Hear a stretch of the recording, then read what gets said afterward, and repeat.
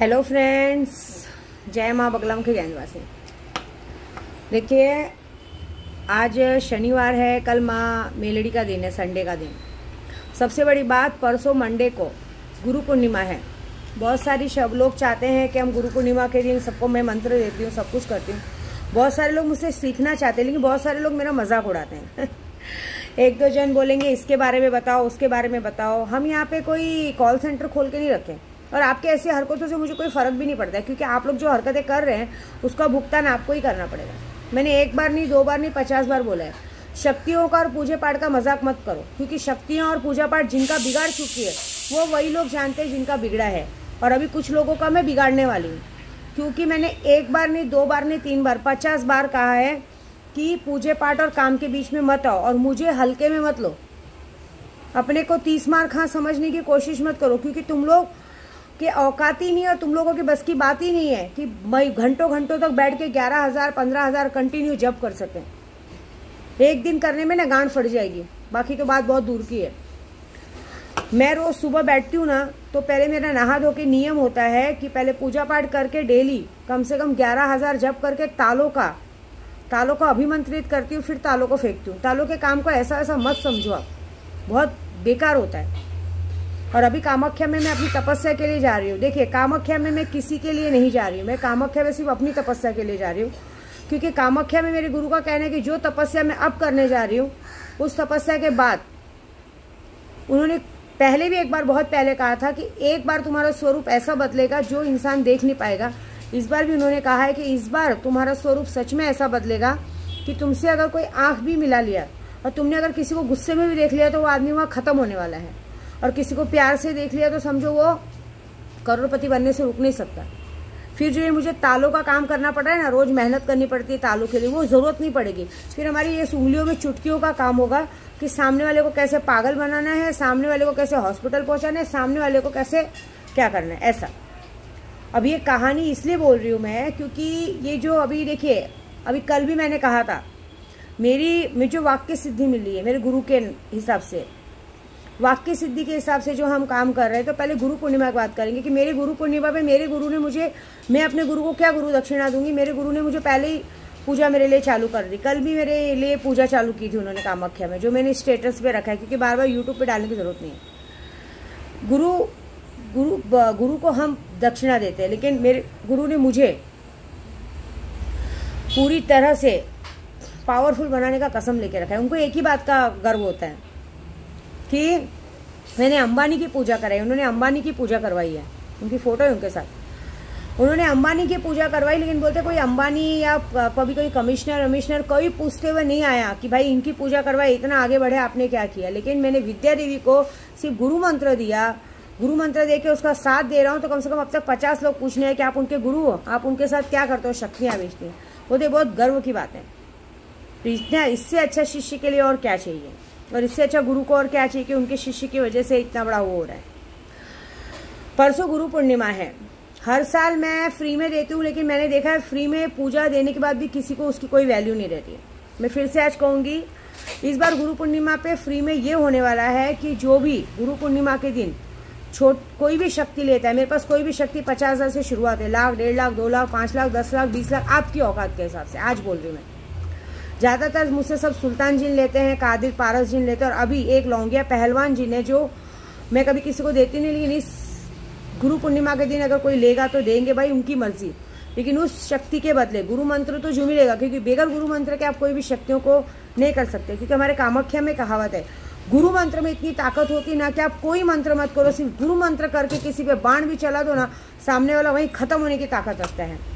इस बार मैं अपनी साधना करने तो जा ही रही हूँ, पूजा करने जो, लेकिन इस साधना काल में जो भी होगा, जितने दुश्मन होंगे, सबका स्वाहा हो चुका रहेगा मेरे कामाख्या से आने तक। क्योंकि ये जो देश में राजनीति चल रही है, इसको पूरी तरह से ध्वस्त करना है। उसका देखिए, तो मैंने कल क्या कहा था, मेरे सैलानी बाबा देखेंगे, मेरे सैलानी बाबा ने दिखा दिया चमत्कार। उन्होंने जो किया है वो बताने की जरूरत नहीं है। देखिए, जो पापी है, पापियों का उन्होंने खुद बस खुद सर्वनाश किया है। अभी आज पता चला है बुल्ढाना में भी कहीं पे कुछ हुआ है, पूरा बस में आग लग गई। लेकिन हमारी सरकार क्या कर रही है, बस में आग लग गई है, आदमी जल के मर गए हैं, उनका DNA पता नहीं चल रहा है, लेकिन उनको 5-5 लाख उनके परिवार को देंगे। अरे 5-5 लाख उनके परिवार को देंगे, लेकिन जो मर गया वो इंसान वापस ला सकते हैं। 5 लाख कितने दिन चलेगा? किसकी वजह से हुआ? या आपकी गलती की वजह से हुआ? अगर आप जब बारिश आने वाला था उसके पहले ही आपकी आंख क्यों खुलती है कि रास्ते बनवाने हैं, ये करवाने हैं, वो करवाने हैं।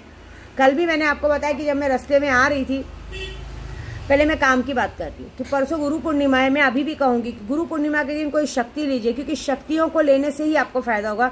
एक पावरफुल गुरु मंत्र मिलेगा। और सच में इस बार फ्री के तौर पे जब हर गुरु अपने शिष्य को कुछ देता है, तो इस बार इतना तो दूंगी मैं कि जो भी कोई शक्ति लेगा उस शक्ति के बदले उसको एक तंत्र विद्या में इतना तो माहिर मैं सिखा दूंगी, ऑनलाइन सिखाऊंगी, इतना तो सिखा दूंगी कि आराम से वो किसी को अभी गुस्सा शांत करता है, किसी भी जगह पे अपना काम निपटा सकता है, दुश्मन को निपटा सकता है, घर बिठा सकता है, हॉस्पिटल पहुंचा सकता है। इतना काम तो विद्या देवी अपनी तरफ से सिखाएगी, ये बात पक्की है।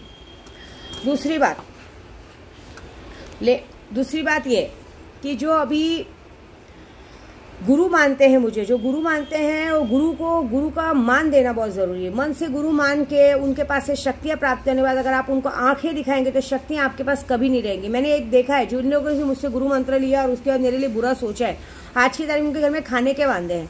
और कुछ दिनों में उनके घर में अगर कोई सुहागन रहेगी वो कुछ दिनों में विधवा होने वाली है।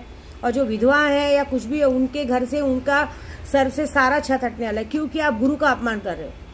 गुरु का अपमान करने वाला आदमी कभी सुखी नहीं रहता। मैं खुद, मेरे गुरु है, मेरी बा है, मेरे कामाख्या के पंडित है, मैं उनका अपमान कभी नहीं करती। मुझसे नहीं हो सकता तो मैं बात नहीं करूंगी, लेकिन उनके लिए बुरा सोचना, उनके लिए बुरा बोलना कभी नहीं किया है। क्योंकि गुरु का अपमान मतलब भगवान का अपमान है। क्योंकि भगवान श्री कृष्ण जी, भगवान श्री गणेश जी ने तक गुरु का मान करके ही आगे बढ़े हैं, ऐसी बात है। ये सब होने के बाद अभी जो ये चल रहा है, आपकी जो ये लोग गलतियां करते हैं, सबको लगता है।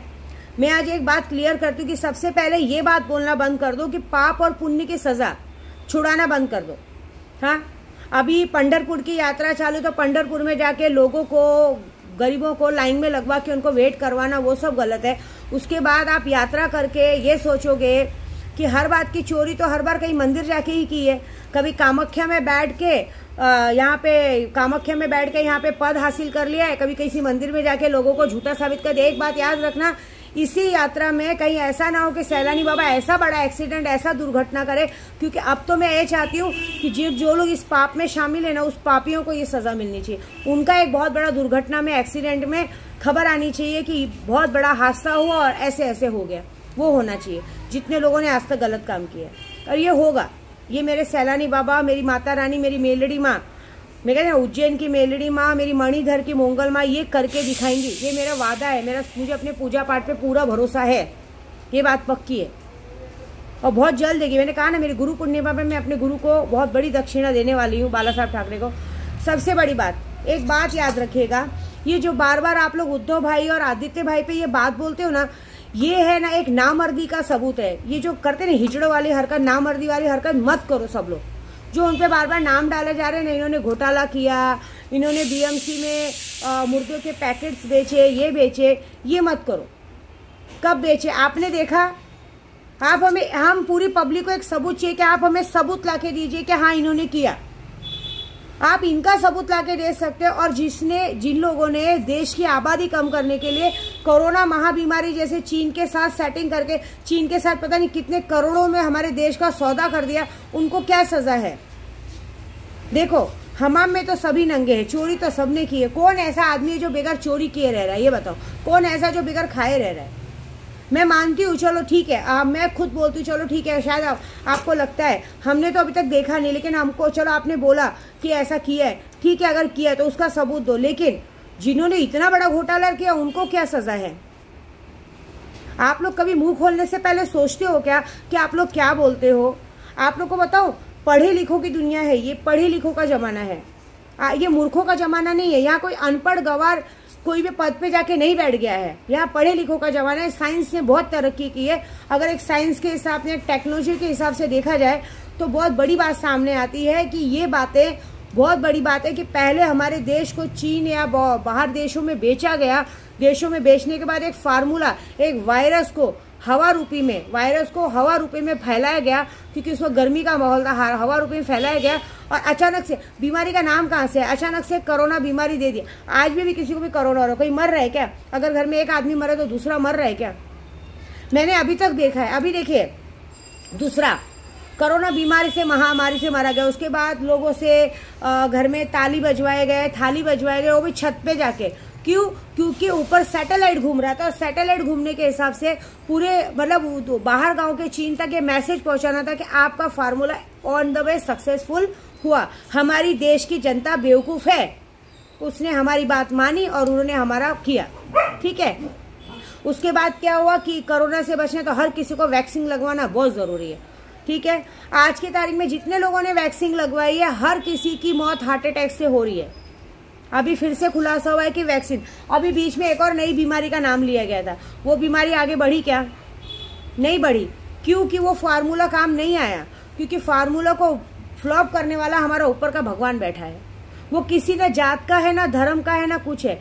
वो ना हिंदू है, ना मुस्लिम है, ना क्रिश्चियन है। वो सिर्फ और सिर्फ भगवान है, सिर्फ हमारा अन्नदाता है। उसने क्या किया? उसने तुम्हारे फार्मूले को, प्लान को फेल कर दिया। उसने बारिश लाके, बारिश के जरिए तुम्हारे मुंह पे ऐसा तमाचा मारा। आज की तारीख में मैंने देखा है 2 से 3 साल से कंटिन्यू पूरे साल बारिश होती है। जिस मौसम में बारिश नहीं होनी चाहिए उस मौसम में बारिश होती है। मार्च में बारिश हुई, अप्रैल में बारिश हुई, जनवरी में बारिश हुई, फरवरी में बारिश हुई। कभी सुना था बारिश हुई? लेकिन इस बार बारिश हुई।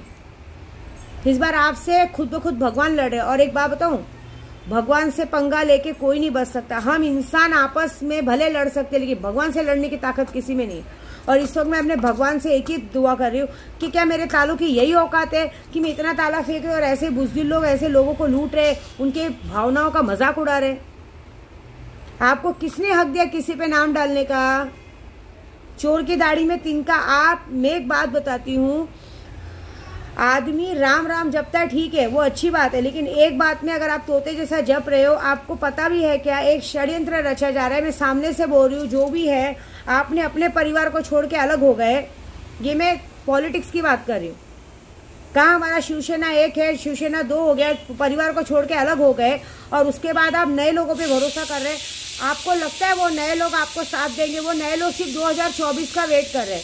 जिस दिन 2024 का इलेक्शन उन्होंने उनके हाथ में आया, उसके बाद आप कौन हो आपको जानते भी नहीं। दूध में से मक्खी की जैसे निकाल के फेंक दिए जाओगे। क्योंकि एक बात याद रखना, बाप बाप ही होता है, बेटा बेटा होता है। जो बाप काम कर सकता है, जो पूरे देश को, विश्व को उन्होंने अगर चलाया है, उनके पिताजी ने अगर चलाया है, तो वही चला सकते हैं। नीचे के लोग अगर आके ऊपर उठेंगे, ऐसा नहीं हो सकता है। क्योंकि आपको नहीं पता है, आदमी को अगर घर के अंदर घुसना है तो घर के अंदर सबसे पहले घर के नौकर को पकड़ेगा, कि नौकर को पकड़ के अगर हम ऊपर जाएंगे तो जाएंगे। वही काम किया गया है। घर के नौकर को पकड़ के घुसने की कोशिश की, लेकिन हमारा मालिक चालाक था, मालिक ने नौकर को ही घर से बाहर निकाल दिया। हमें नहीं चाहिए ऐसा नौकर। क्या मिला आपको? थोड़ा सा सेंस रखो। मैं तो यही बोलूंगी, जब घर के 4 हिस्से होते हैं ना, तो वो लकड़ियां अलग अलग हो जाती हैं। उसे कोई भी आसानी से तोड़ सकता है, लेकिन अगर एक लकड़ी का गट्ठर बन जाए ना, तो उस गट्ठर को तोड़ना नामुमकिन है, मुश्किल है। अगर ये चीजें अलग नहीं हुई होती ना, तो चीजें होती। देखिए, आप हमारे उद्धव भाई पे नाम डालते, हमारे उद्धव भाई के साथ इतना गलत होने के बाद भी वो दोनों बाहें फैला के लोगों का स्वागत कर रहे कि आपको आना है तो वापस से आ सकते हो, क्योंकि वो घर का मुखिया है।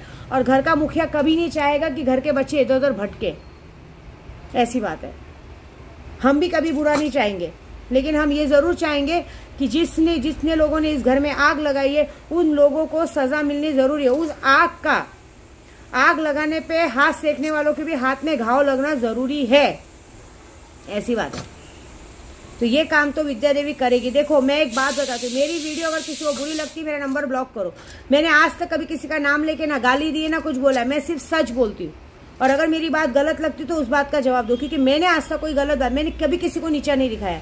मेरे लिए सब महापुरुष बराबर है, लेकिन बस मैं गलतियां गिना रही। और एक बात याद रखिए कि मैं आज तक इतने साल की पूजा में मेरा आज तक कोई ना कुछ बिगाड़ पाया है, ना कोई कुछ बिगाड़ पाता है। मैंने हमेशा देखा है, यहाँ तक कि मेरे सुल्तान जिन में इतनी ताकत है कि अगर मेरे घर में भी अगर मुझे कोई गलत बोलता है तो मेरा सुल्तान उनको बीमार कर देता, छोड़ता नहीं है। तो ये बात याद रखिए कि जब इतनी बड़ी लड़ाई विद्या देवी लड़ रही है ना अपने उद्धव भाई के लिए, मेरा सुल्तान उसमें मुझे जीत दिलाएगा। देखिए, मैं यही बताऊंगी, सबको समझाऊंगी कि सामने वाले को दिमाग को समझे, थोड़ा सा पढ़ाई लिखाई वाला दिमाग यूज करे, प्रैक्टिकल सोचे कि सब होगा। क्या हुआ हमारे देश में बताइए ना। कुछ दिनों में आए दिन हर कोई किसी को मार रहा है, किसी को काट रहा है, कोई प्रेमिका को काट दे रहा है, कुकर में उबाल दे रहा है, कुत्तों को खिला दे रहा है, कोई अचानक से रोड पे दौड़ा के मार रहा है। प्रशासन कहाँ है? क्योंकि प्रशासन वहाँ पे जब तक आरोपी जाता है, आरोपी को पैसा लेके छोड़ देते हैं। नशा बाजार बराबर चल रहा है, लेकिन किसी को, प्रशासन को किसी नशा बाजार से कोई मतलब नहीं। बाकायदा नशा बाजार चल रहा है। बस जब भी वीडियो बनती है उसके बाद दूसरे दिन लोगों को चुप कराने के लिए किसी भी अपने आदमी को पकड़ के बोल देंगे ये गटर का नाला चुरा रहा था, गटर के नाले की टाकी चुरा रहा था, ये चुरा रहा था, वो चुरा रहा था, नशे का आदी था, हमने पकड़ लिया। 1.5 किलो ड्रग्स पकड़ा गया, 1.5 किलो गांजा पकड़ा गया, अच्छी बात है। पकड़ा गया तो आपने एक्शन क्या लिया? एक चूहे के थ्रू सबको पकड़ सकते, किसी को पकड़ा आपने? नहीं पकड़ा। इसका मतलब आपको सच बोलूं ना, हमारी प्रशासन सब कुछ जो भी है सब कुछ नपुंसक है, कोई फायदा नहीं है बोल के, क्योंकि बोलने से बोला उनको जाता है जिनको सुनाई देता है।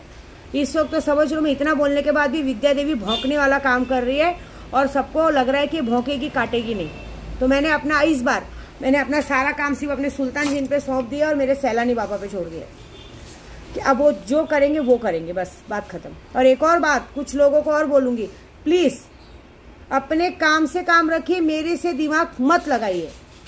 मेरे तक दिमाग लगाओगे ना तो ब्लास्ट कर दिए जाओगे। एक बात पक्की बोल रही हूँ, खुले आम बोल रही हूँ, फिर जो उखाड़ते बड़े उखाड़ लेना। जय माता दी।